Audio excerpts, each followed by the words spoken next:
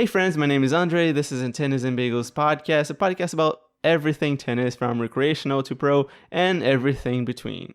So, I've kind of done a lot of things for Wimbledon already in the beginning of this year. Like when I realized that, when we all got the news that Wimbledon was getting canceled, because of COVID-19 things, and it became kind of like this big thing because it's the first time that it got canceled since 1945, from the end of the Second World War. So it was a big deal, and I did want to do some stuff at that moment in time. And what I did was I did 2 episodes about the history of Wimbledon until the Open era. So everything from the beginning of tennis creation, really, until the 1968 year in which the Open era began. And this era is the one that we live today, and we know and love, and so many things have changed. And I'm still planning on doing an extra maybe couple or maybe 3 episodes of the history of Wimbledon until this day, because many things have happened since the Open era started, and many crazy records have been broken at Wimbledon, and many champions arose. But I didn't really want to dive into this at that moment, and it just takes a lot of work, and I wasn't prepared. Also, I did one about a match that is really fun for me. Lots of people consider the match to be the greatest match of all time, if not the greatest match at Wimbledon, at least, which is the 2008 final between Rafa Nadal and Roger Federer. Became the first Wimbledon title from Rafa Nadal, and kind of marked his ascension to the world number 1 rankings, and the end of the end of the Roger Federer era, in which he stood at the top of the rankings for 237 weeks uninterruptedly, and kind of began the era of the big 3, essentially, in that sense. So, but that's not what I'm doing today. And you can listen to those episodes in any platform that you get your podcast to. My podcast is very likely there. And speaking of platforms, if you're listening to this on Apple Podcasts, I would like to ask you to. And if you're listening to this on Apple Podcasts, maybe I would ask you to maybe leave a review for me. That would actually be really good if you can leave me that 5 stars if you really, really enjoy it. If you've made it through episode 23, well, maybe you're in for the long run. So why not just support me in what I do? I think that'll be amazing. And I don't know, maybe in the future I could get some stuff to bring back to you, or just more great content. Help me out, make great content. That's something that I actually am really passionate about. And yeah, that goes my little spiel about this. So let's get back to Wimbledon. And what I wanted to do is, people are already doing tons of great matches and great champions and great records of Wimbledon. So I guess I wanted to go for a little bit of a different route. Instead of talking about the past, I want to talk maybe about the future of Wimbledon. And as you know, this episode is named Wimbledon Predictions for 2021. And the one thing about this episode is obviously that it's not nothing is set in stone about my predictions. It's way too early to actually make fair, real, grounded predictions. So a lot of this stuff here now is just from the heart. So it's just something that I actually maybe would like to see happening, and some things that I actually think, well, maybe this will happen, and maybe this will be just the greatest thing for history to unfold in terms of tennis, but we never really actually know until we get there. So, yeah. Another thing that I wanted to say about this is that I can't obviously predict even who's going to be in the draw. Maybe all the people that I'm going to talk about here are not even going to participate in Wimbledon next year. Although I find this probably very unlikely, because I actually I didn't pick, but I feel like I'm going to talk about a lot of people in this podcast right now, and it would be really a surprise and downright just sad if none of these people participated. So let's start off with some predictions for the women's tennis. And my first prediction, and I don't actually know, this kind of like will depend as well on this year's Grand Slams, whether these players are going to play some of these Grand Slams and whatnot. Especially for this first prediction that I set here. So my prediction, and I will try to hold myself accountable to this, and we'll see like how this happens next year, how this unfolds, is Serena Williams finally ties Margaret Court's record at Wimbledon, and she does it over Halep or Osaka or Coco Gauff. And with that, I actually also said Gauff makes her first semifinal in the Slam, which is also possible. It doesn't interfere with my first prediction. It would be quite intense if Serena actually managed to win her record. Which Wimbledon title will that be? Probably number 7 or 8. Tying her record against Margaret Court's, which is another whole story. Whether this record is substantial or not is totally a different thing. It's kind of like a greatest of all time, or whether this record actually has any value. But imagine a final between Serena Williams and Coco Gauff. That would be kind of historical in a lot of senses. Not only because, well, if everything that I say here holds true, if Williams does tie Margaret Court's 24 Grand Slam titles, but Gauff is like 16 years of age today. She's 16 years old. Serena Williams is probably going to be 40 next year, or at least 39. And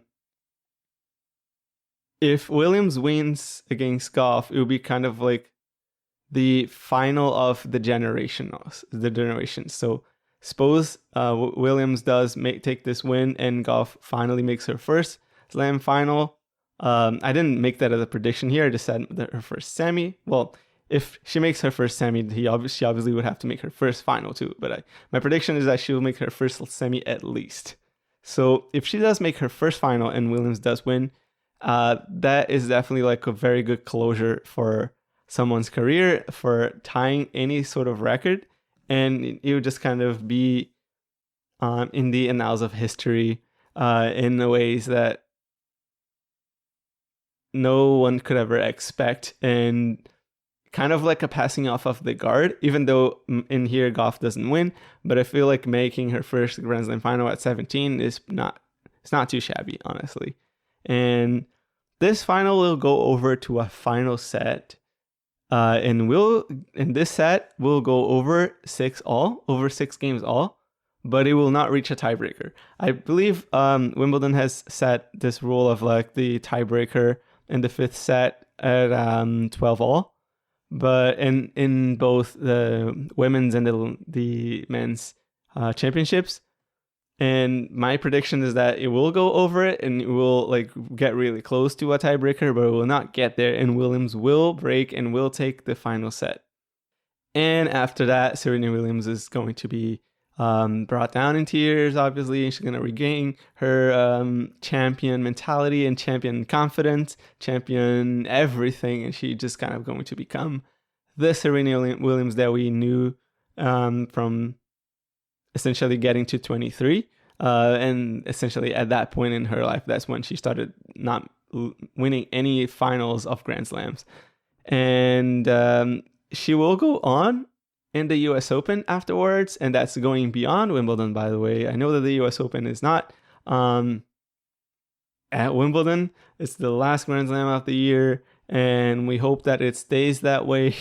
Because this year we know that it isn't. Roland Garros will be weirdly the last Grand Slam of the year. But Serena Williams will go on and break that record and reach 25 Grand Slam, a never before seen number of Grand Slam titles, and probably one of the most unbelievable records of all time, and far more impressive than Court's 24 because of the conditions in which she has had to win all of those titles. That said, it kind of also will mean that she will not win the U.S. Open or Roland Garros this year. I don't know if she's planning on playing Roland Garros, but I'm pretty certain that she's planning on playing the U.S. Open. But that's even the U.S. Open is all up in the air. Maybe it won't even happen. So for all we know, it's just kind of like we're taking every day as is and not really making any assumptions. And alas, am I making assumptions for 2021? But I feel like 2021 is even more easier to make any sort of predictions and assumptions than 2020. 2020 is just all over the place. We have no idea what's going on. Every day is different. But yeah.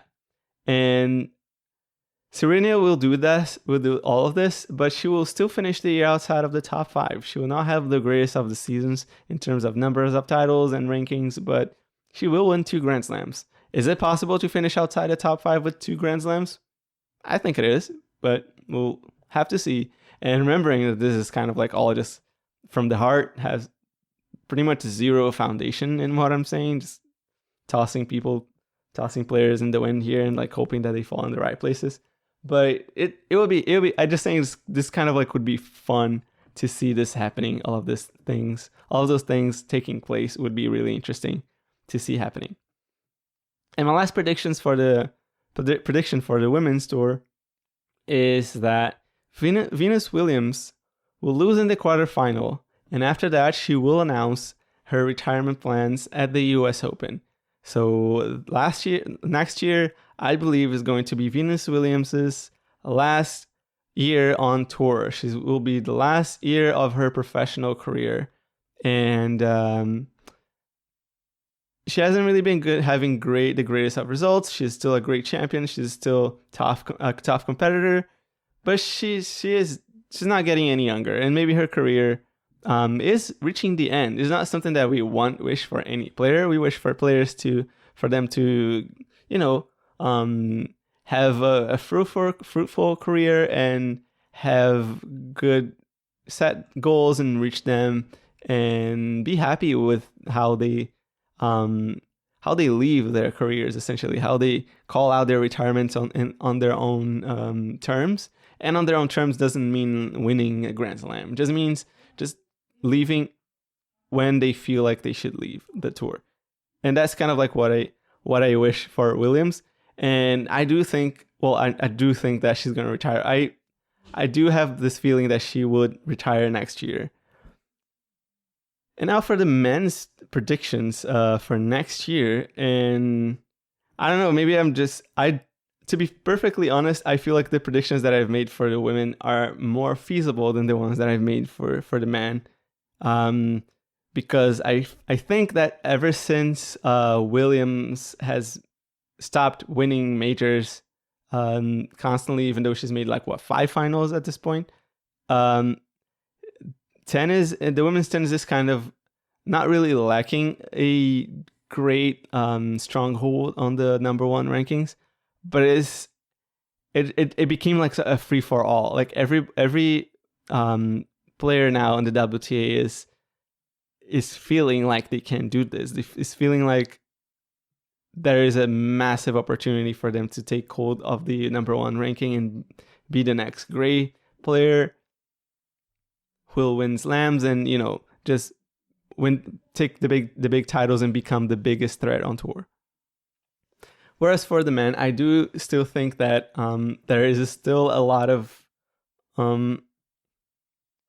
dominance from the big 3 to consider that the next gen will actually come and do anything too magnificent that will completely blow our minds and start winning slams by the Australian Open next year. I think we're still ahead for at least 2 to 3 years domination from Djokovic and Nadal, and after then I feel like at that point is when we are going to see more Grand Slam winners and potentially a new world number 1. We never know.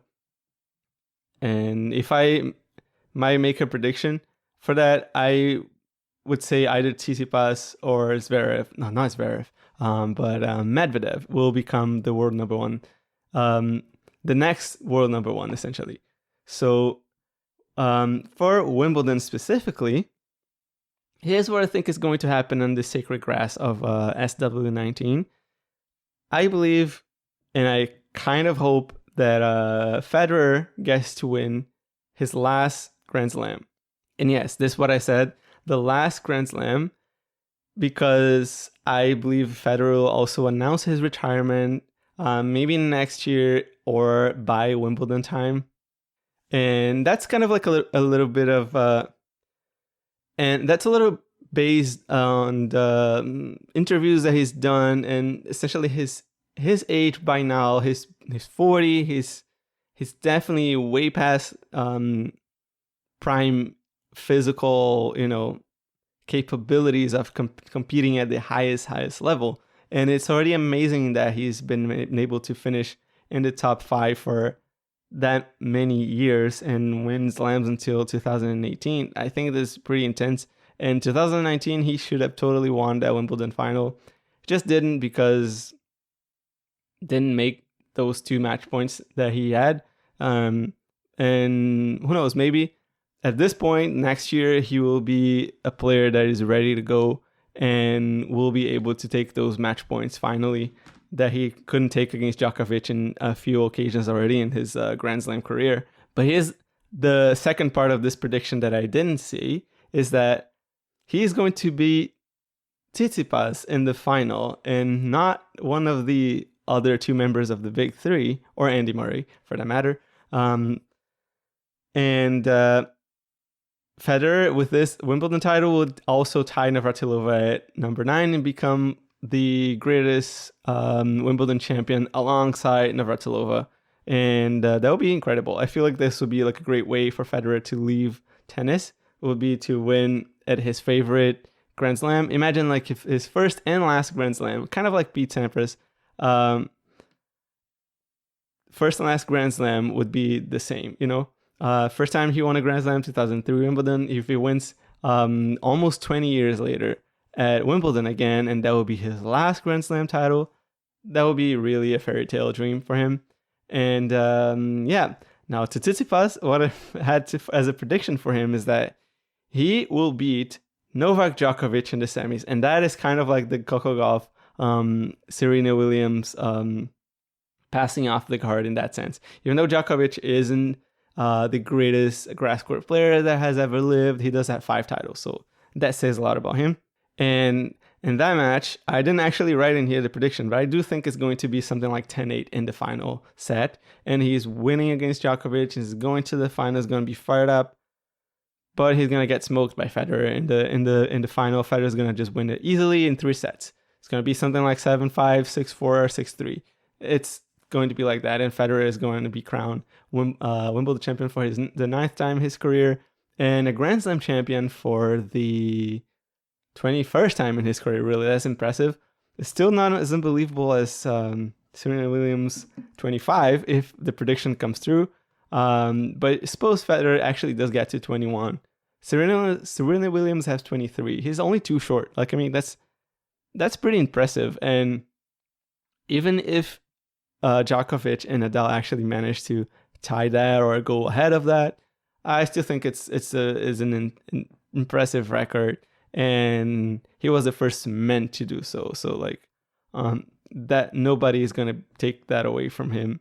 So I find it's pretty impressive, and yeah, kudos to Federer to make all of those, get all of those achievements and be the first one at so many things in his life. And by the way, the record that I think will never get beaten by anyone, at least in the men's tour. I don't know much about the women's tour, but I think maybe in the women's tour is going to be a little bit tough to beat as well. Is Federer 4 years and a half consecutive at the top of the rankings, 237 weeks at number 1, is quite madness. I don't know who's in second place. I suppose it's Djokovic. But yeah, I don't think anyone's gonna beat that. Like that's way too much domination for way too long. So for next predictions in the tiers below, the rounds below the final, like right before the final, as I mentioned, Tsitsipas will make the final and he will beat Djokovic in the semis. Federer will get to beat either Nadal or Zverev in the semis.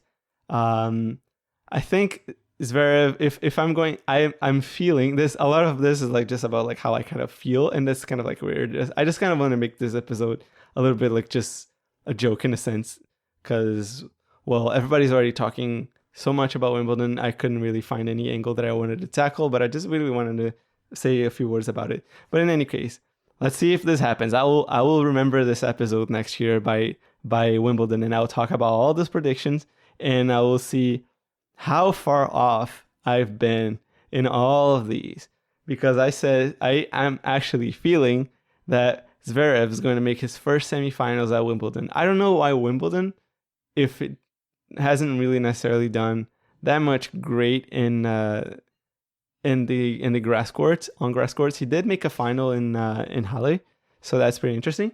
But he hasn't really done a good job in Wimbledon so far. But I think maybe he's going to make the semis next year in Roland Garros. Not in Roland Garros, but in Wimbledon. That's the one that I'm talking about, actually. And what else do I have here? Federer announced his retirement, and I think I already said that. And that's, I said already, based on interviews that he's made, that the retirement is actually closing in and is a much more serious thought.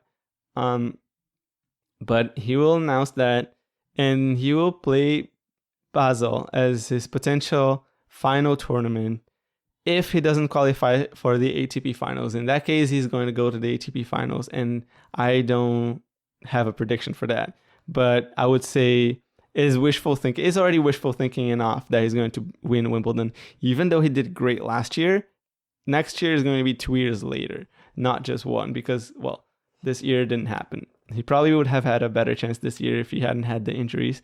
But also, maybe he's going to have a good chance next year because he's going to have had these two surgeries in his knees, and will get just enough time to rest until next year. But yeah, I feel like maybe if he does qualify for the finals, he's going to lose in the semis at best. So yeah, and that will be farewell for Roger Federer. And Tsitsipas, back to him, he's going to rise to world number 4 after that. I don't know who's going to be in top 3, but Tsitsipas is going to be number 4. That's my guess. It's going to be his career high ranking since forever. His highest ranking so far has been world number 5. Yeah, world number 5.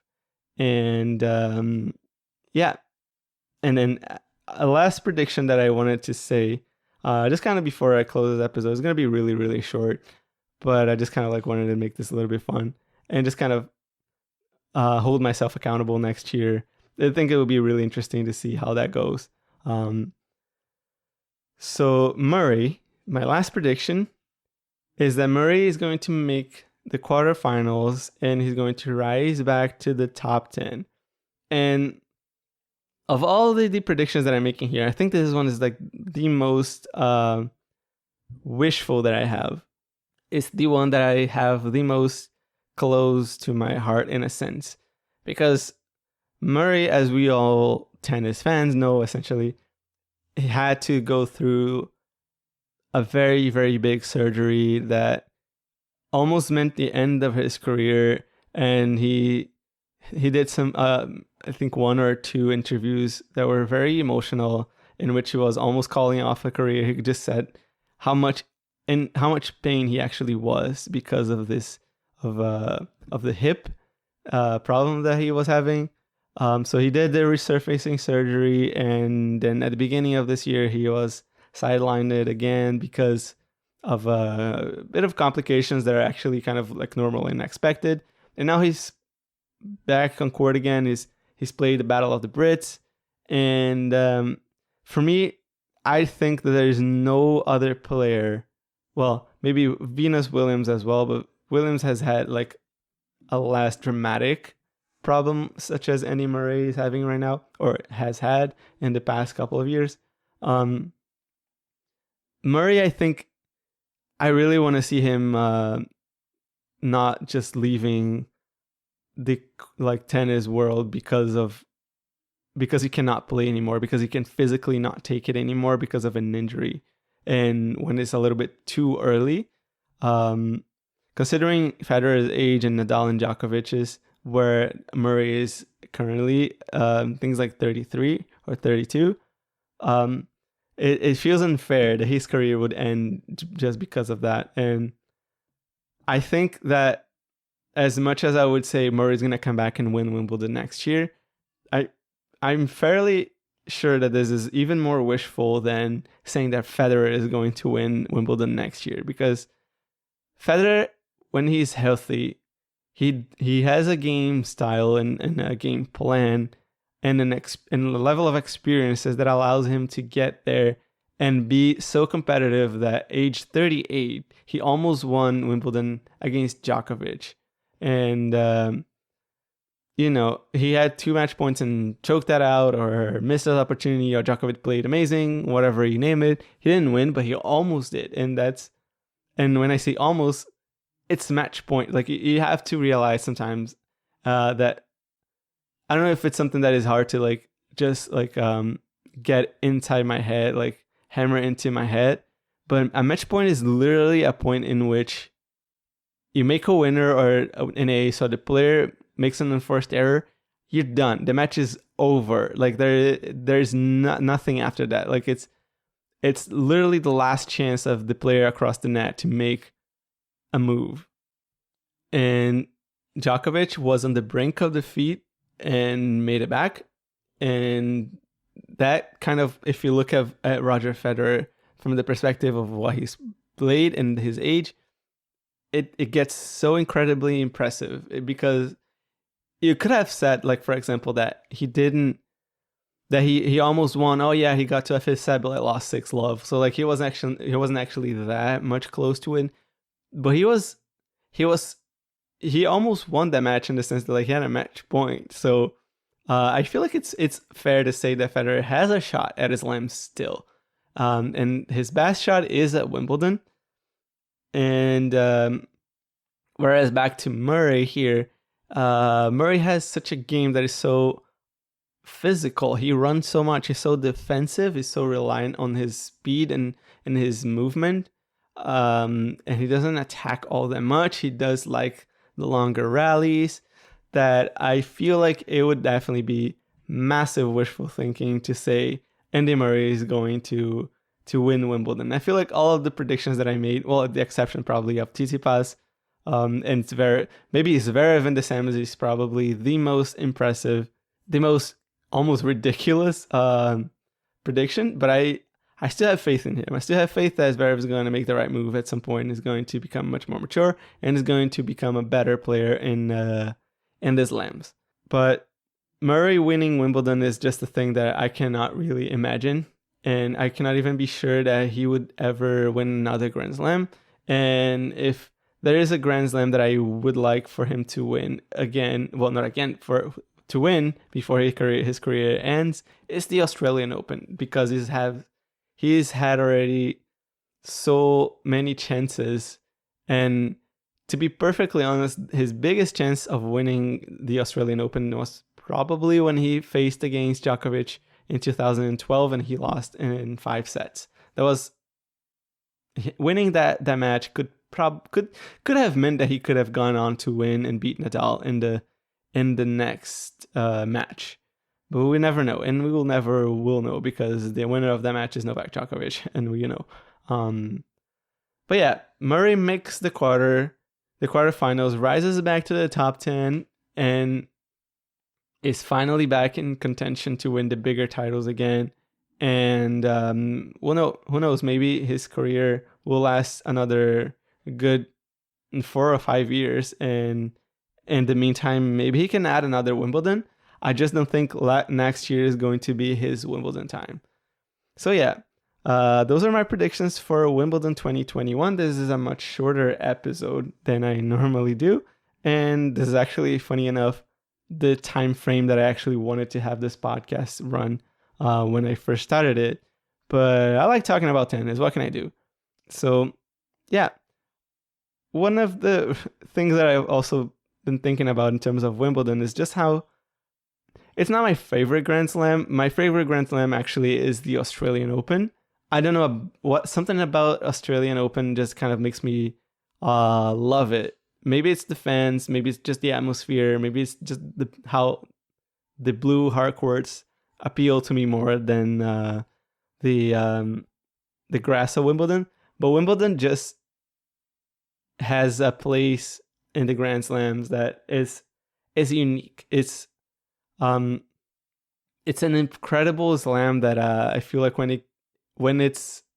if it's kind of like, just putting it this way, if I were a tennis player and I needed to pick which Grand Slam to win, even though the Australian Open is my favorite to like watch and probably would be my favorite to be at, I would have picked Wimbledon, because I feel like if the value and prestige of Wimbledon is unparalleled and unique, and I don't think you can take that away. Even if you hate Wimbledon, this is what it is. I feel like Wimbledon is the most prestigious tournament, the one that everybody is aiming to win, and yeah. So yeah, I do hope that maybe Sir Andrew Murray, I think it's Baron Murray, something like that. I don't know his full name. Andy Murray. If he wins another Grand Slam, I hope he wins the Australian Open. But if he can add another Wimbledon, I think that would be amazing for him as well. As a Brit, as a Scotsman, as a Scot, I think that's how I say it. Man, my brain is really not working very well today. It would be great for him to add another Wimbledon title to his career. And probably even more important than that, the reason is twofold, actually, that I want him to win the Australian Open. One, because he doesn't have it. And two, because he would make 3 Grand Slams out of 4. And he would untie his unfair tie with Wawrinka of having the same number of Grand Slams. Although Wawrinka is an incredible player, nothing to take away from him, the number of Grand Slams that Wawrinka has, which is 3, kind of makes it look like, for maybe even an outsider, that his career has been similar to Murray's, and that Murray is kind of like at the same level as Wawrinka is. But that's not the case, and I truly don't believe that Wawrinka's career compares to Murray in that sense. Murray's has been far more accomplished and far more consistent, and the 3 Grand Slam titles, for some of them, has just been a bit unlucky that he hasn't managed to win more, has made way more finals, and he deserves that Australian Open for that reason. If he can add another Wimbledon title, that's amazing too. And by the way, if he does win another Wimbledon title, he will have more Wimbledon titles than Nadal, and that's probably a record that would make him feel really happy about himself. So who knows? And yeah, this is the Wimbledon predictions for 2021. I can't wait for Wimbledon to happen again. It's a really fun time of the year. It's really cool to watch. The grass is really beautiful on the first day, and the last day is not so much, but it's still beautiful. And yeah, hope we can all keep enjoying the classic matches, which, by the way, I hope they're going to still be up after Wimbledon. Well, the 2 weeks that were to be Wimbledon are done, so that we can still be enjoying tennis and we can still be enjoying classics. And yeah, that's it for me. And I'll see you next week with another episode of Tennis and Bagels. And don't forget to do that review on Apple Podcasts if you have a time. And follow me on social media, Instagram, Facebook, Twitter, you name it. I'm there. So yeah, have a great weekend and bye-bye.